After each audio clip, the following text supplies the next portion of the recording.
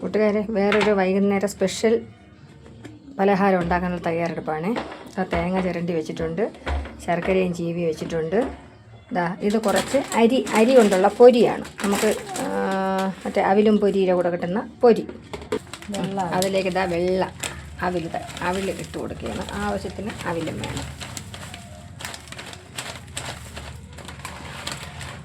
പൊരിയും ടേസ്റ്റിന് വേണ്ടി അല്പം ഏലക്കാപ്പൊടി ആ ശർക്കരയിലിട്ട് കഴുകി ഉണക്കി വെച്ചിരിക്കുന്ന എള്ള്, ഒരു പിടി എള്ള് ഇട്ട് കൊടുത്തിട്ടുണ്ട്. സ്റ്റവ് കത്തിച്ചിട്ടുണ്ട്.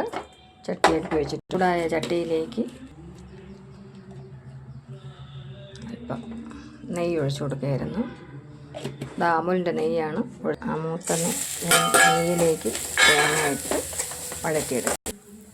അതിലേക്ക് ശർക്കരയും ഏലക്കാപ്പൊടിയും കൂടെ ചേർത്ത് കൊടുക്കുക. അത് നന്നായിട്ടൊന്ന് വഴറ്റിയെടുക്കണം. ശർക്കര അലിയുന്നത് വരെ വഴറ്റിയെടുക്കണം. അങ്ങനെ നന്നായിട്ട് അലിഞ്ഞിട്ടുണ്ട്. ഇനി നമുക്ക് തീ ഓഫ് ചെയ്യാം. ആ ചൂടോടെ തന്നെ നമ്മൾ നേരത്തെ എടുത്ത് വെച്ച എള്ളും അവിലും പൊരിയും കൂടി ആ ചട്ടിയിലേക്ക് തന്നെ ഇട്ട്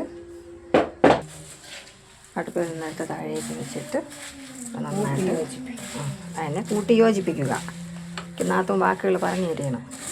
അപ്പോൾ കൂട്ടി യോജിപ്പിച്ചുകൊണ്ടിരിക്കുകയാണേ. കണ്ടോണ്ടേ എങ്ങനെയാണ് കൂട്ടി യോജിപ്പിക്കണേന്ന്. പിന്നെ പൂമെരിയാളേ മലർമെരിയാളേ. ഞങ്ങൾ അലക്സയിൽ പാട്ട് കേൾക്കുന്നുണ്ട്. അതാണ് സൈഡ് എഫക്റ്റായിട്ട് കിട്ടിക്കൊണ്ടിരിക്കുന്ന പാട്ട്. അരെണ്ണം പോലെ കുണുങ്ങി പോകും പെണ്ണെ പൂമെരിയാളേ മലർമെരിയാളേ. ഇതിങ്ങനെ ഇളക്കി എൻ്റെ നാത്തൂൻ്റെ കൈ കഴിക്കും. ഞാനാണെങ്കിൽ ഇങ്ങനെയൊന്നും മെനക്കെടാറില്ല. അതായപ്പോൾ ഏകദേശം നല്ല മിക്സായിട്ടുണ്ട്. ഇനിയും ഇത് കുറച്ച് നേരം കൂടെ ഇങ്ങനെ നിന്ന് നന്നായിട്ട് ആ അവിലും ശർക്കരയായിട്ട് നന്നായിട്ട് ഒന്നുകൂടെ നന്നായിട്ട് മിക്സാക്കി എടുക്കണം. നാത്തൂൻ മിക്സിക്കൊണ്ട് നിൽക്കട്ടെ, ഞാനതിങ്ങനെ പിടിച്ചുകൊണ്ട് നിൽക്കും. നല്ല മിക്സായിട്ടുണ്ട്. ഇനി അത് ഇരുന്ന് പിടിച്ചോളും. ആരാ പിടിച്ചോളും?